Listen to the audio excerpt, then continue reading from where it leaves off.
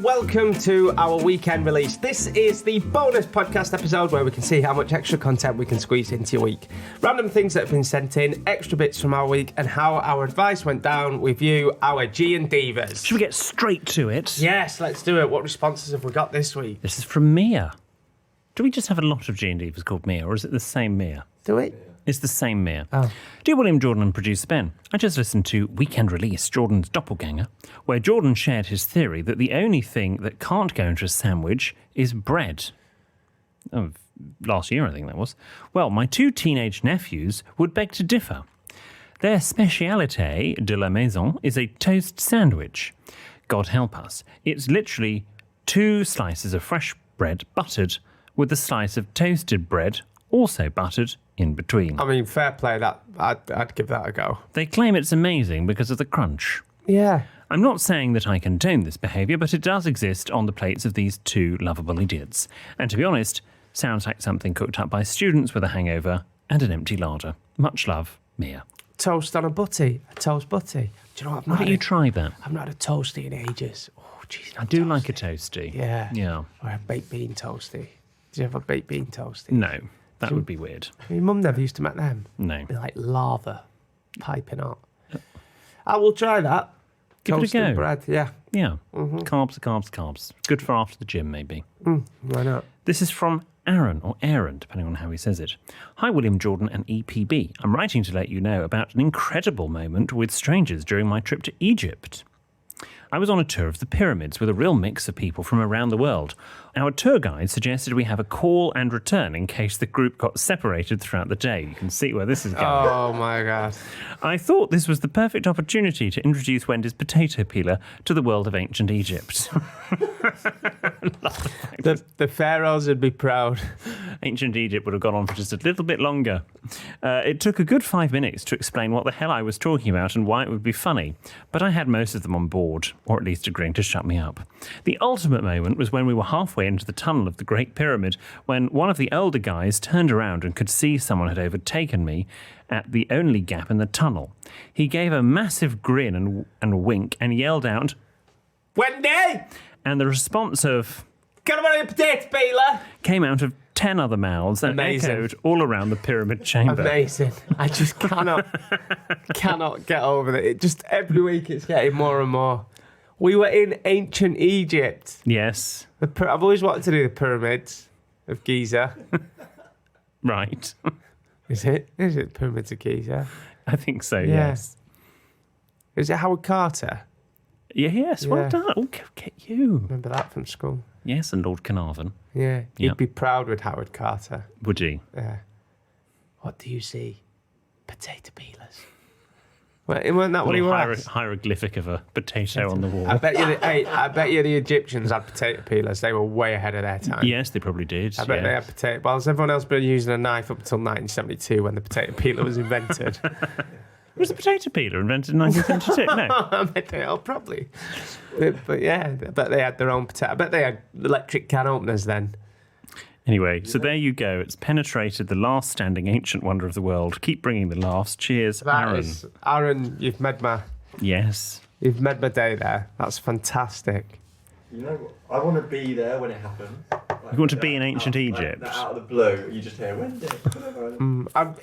G and Divas, hear us out. If you ever see me, William, or Ben No, because this could Out really in- backfire. out in public, just get your phone out, record it, and just shout, Wendy! No, because I'll have And to we then will have to shout, Can I borrow your potato peeler? So if you ever see us in public, shout it at us, please. As long as it's in an appropriate place. There are times I won't be shouting. Oh my God, I totally forgot to. You've just reminded me. Andy Peters came up to me on Saturday Night Takeaway Did he say? and said, "Can you?" Did he get it wrong? My friend told me to say, "Wendy, can I borrow your potato peeler?" Amazing. And then at Loose Women as well. I think I mentioned this when I was on Loose Women. Most of the texts, they were like, "Ask Jordan anything," and most of them, this girl come up saying, "Why is everyone asking Wendy if they can borrow her potato peeler?" They should have asked you that on. But yeah, on even air. Andy Peters, actual Andy Peters, said to me, Yes. "Can I borrow your potato peeler?" He goes to my gym. I wonder if he can come up Does to me he? and say it in my gym. Does he really?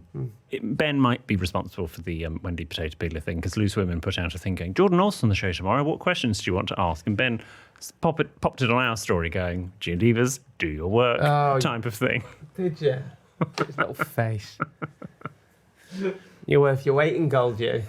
You really are. Anyway, Aaron, thank you for letting us know that we have That's amazing. penetrated the Sphinx. If anyone's travelling to like the North Pole or something, if you can get it as far as there. Yeah. Start like scratching off the countries. And if you see William in the street in London, and we've not talked about your luxury coat yet. By the my way. new coat. Your new coat that's Yeah. got his initials on, and he's looking very prim and proper. It was a gift, I should point out, but yeah. Who got you that? Long story. Your mum, No. dad, No. Mikey? No. Because we all know when... I'm a secret lover. Okay. Answers to the name of Sean. This is from Anonymous. Dear Who William... got you who's called Sean that bought your coat? I don't want to say... Look, I've signed an NDA. We can't talk about it. Who's Sean? He's going to bug me. You don't know anyone called Sean. On intimate terms. Are you in a throuple? No, I'm not in a thruple. Throuple? What? Well, who's Sean? What? Have you left Mikey for someone? No. Who the hell's Sean? I can't... And why are they buying you a tailored coat? Just keeping it quiet and, you know... He's just got a new job. No? No, not that Sean. Sean who? Oh, Mendes. Oh, for God's sake. I can't say. Sean Mendes is not buying your It's coat. just keeping me You quiet. meant Sean Dye. Anyway, go on. This is from Anonymous.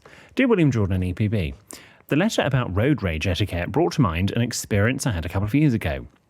Whilst driving the streets of my home city, I was cut up by a white van, which went on to flash lights at me, shout aggressive abuse, and generally be an intimidating knobhead.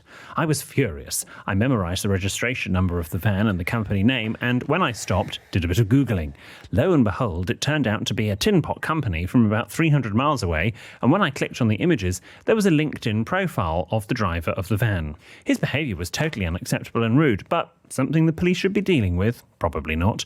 I took matters into my own hands. When I got home, I addressed a small jiffy bag to the individual concerned at the company's registered address and then let my dog out into the garden. When she had done her business... A fair... Well, you know what she did. So she sent... There was a note that then... Read it properly. Well, she scooped the fresh What's-It into the bag and put a note in that said... A massive shit for a massive shit, and popped it in the post. I would have said that's for cutting me up. I would have been a bit more direct. I wouldn't have done the what's it bit, but I would have. I feel this act allowed me to vent my frustration at the horrible man while wasting any police time. I hope he learned his lesson. It's not nice to behave like an idiot on the road, especially when you can be located on Google in 20 seconds flat. Yours, Anonymous. Anonymous, and a lot of people disagree with me here. I don't know if that's legal or not, but...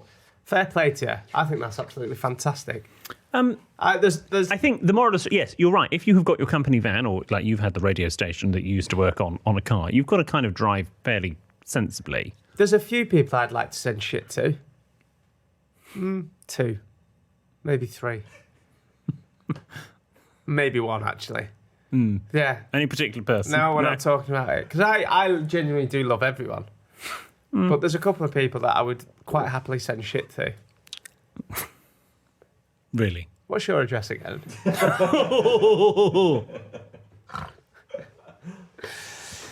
Do you not think that's a good... I wouldn't do that. I think no one deserves that. It's also not fair on the postman. I don't disagree with that.